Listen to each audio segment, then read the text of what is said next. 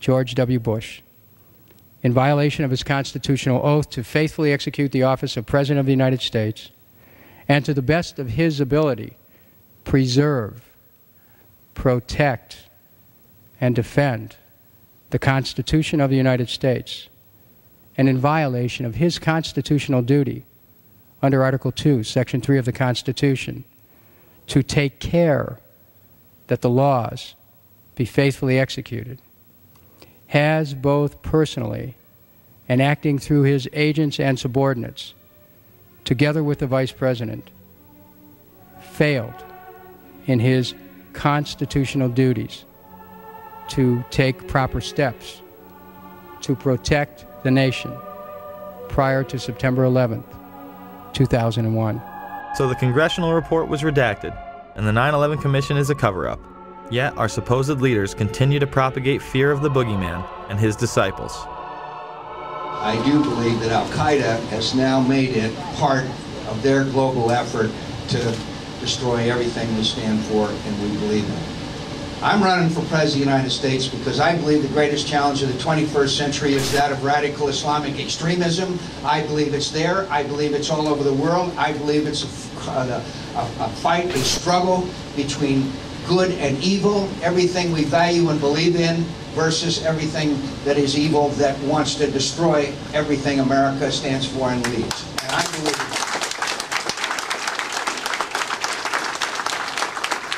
it was an Osama bin Laden job with 19 people from Saudi Arabia.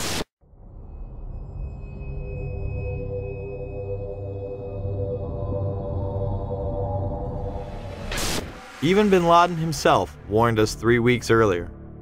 Osama bin Laden warned 3 weeks ago that he would attack American interests in an unprecedented attack, a very big one. There was a report, you'll recall, that the Mossad, the Israeli intelligence agency, did indeed send representatives to the U.S. to warn, just before 9/11, that a major terrorist attack was imminent. Prior to 9/11, it was widely reported that hijacked planes could be used as weapons. By Yusuf's group and bin Laden's group, to undertake a suicide mission.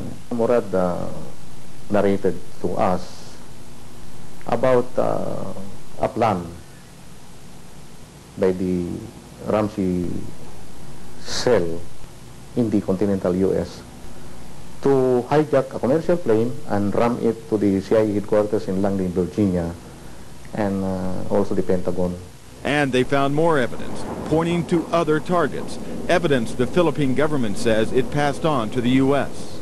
The targets they listed were CIA headquarters, Pentagon, Transamerica, Sears, and the World Trade Center. President Bush even received the Phoenix memo, stating bin Laden was determined to strike in the U.S. in August, right before the attacks.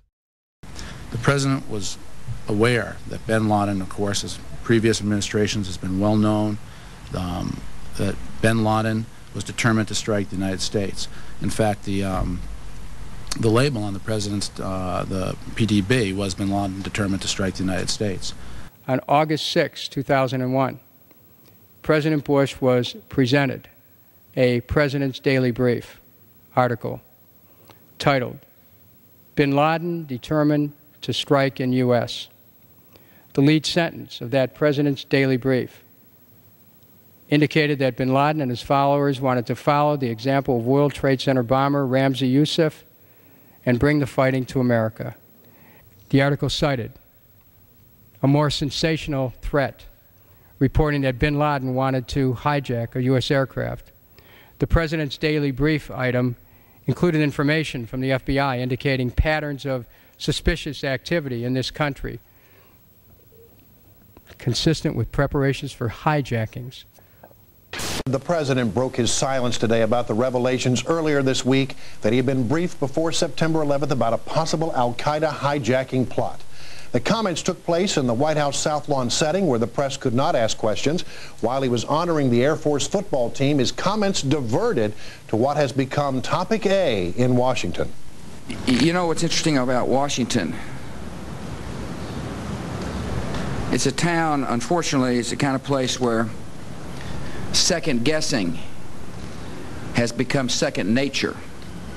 What I want to say to my Democratic friends in the Congress is that they need to be very cautious not to seek political advantage by making incendiary suggestions, as were made by some today, that the White House had advance information that would have prevented the tragic attacks of 9/11. Clark confirms that in June, July, and August 2001, the Central Intelligence Agency warned the President in daily briefings of unprecedented indications that a major al-Qaeda attack was going to happen against the United States. It was so well known that the United States had done several drills with this exact scenario prior to 9/11. We're going to take a closer look tonight at another example of where, despite the conventional wisdom, there were people in the United States who actually were preparing to defend against the kind of attacks which occurred here on 9/11. The North American Aerospace Defense Command, NORAD for short, has been defending the skies over the U.S. and Canada for almost 50 years, 46 to be precise. USA Today reports that in the 2 years before the attacks on September the 11th, NORAD conducted exercises using hijacked airliners as weapons. And one target was the World Trade Center. Here's ABC's Brian Ross. President Bush has said again and again that no one could have imagined what Osama bin Laden ordered for September 11th. We knew he hated us, but there was nobody in our government, at least, and I don't think the prior government, that could envision flying airplanes into buildings on such a massive scale. But that turns out not to be true. U.S. military planners did envision and practice those very scenarios. As reported by USA Today, the North American Aerospace Defense Command, NORAD, conducted exercises with fighter jets, simulating hijacked planes flown into the World Trade Center in the 2 years before the attacks. Pentagon planners also envisioned the attack on the Pentagon 5 months before it happened. One of these drills was run on June 1st and 2nd of 2001. Amalgam Virgo was an exercise where multiple attack scenarios would be occurring simultaneously, including attacks from cruise missiles, unmanned aerial vehicles, and hijacked aircraft. The scenario also envisioned a hijacker taking control of a commercial aircraft and slamming it into the nation's capital. The exercises would constantly be monitored by military satellites and planes. Osama bin Laden was the poster boy for this plot, appearing on the cover. Isn't it a fact, sir, that prior to September 11, 2001, NORAD had already in the works plans to simulate in an exercise a simultaneous hijacking of 2 planes in the United States? Colonel Scott, do you have any data on that? I'm not aware of that, sir. I was not present at the time. That was Operation Amalgam Virgo. Yes, sir. So what did happen on 9/11?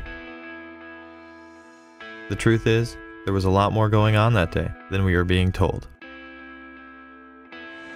There were several war games and exercises being run simultaneously, involving multiple government agencies. John Fulton and a team from the CIA would be conducting a drill at 8:45 a.m. out of the National Reconnaissance Office in Chantilly, Virginia, in which a plane is crashed into a building. Other drills would literally cripple our defensive and investigative abilities on that morning. But this very interesting information, Katie, Matt, and Tom, from the FBI, they have been operating a massive exercise from their hostage rescue unit. All of their top teams, about 50 personnel, helicopters, equipment, were in Monterey, California for the last 2 days, scheduled to fly back today commercially. So all of those people are out of place. It's fair to say, according to sources that we've talked to here at NBC, that the FBI rescue operations and other FBI operations are really in chaos right now because they can't reach their officials in New York. All of their phone lines are down, and now you've got all of their special experts on this stuck in Monterey, California, trying to get a military flight back because there are no longer commercial flights. So they are seriously out of pocket, and there is a real breakdown of the FBI anti-terror coordination team, which is, of course, the principal team that would lead any effort. I actually found myself in Montana with 50 state emergency managers, the director of FEMA, his top staff at the National Emergency Management Association conference, number of emergency managers from New York State, from Pennsylvania, from Virginia, Maryland, the district, most in New England, made the flight on a C-130 last night. It was one of the only flights across the country, a military aircraft. Northern Vigilance would redirect fighter jets out of the northeastern sector to patrol Canada and Alaska.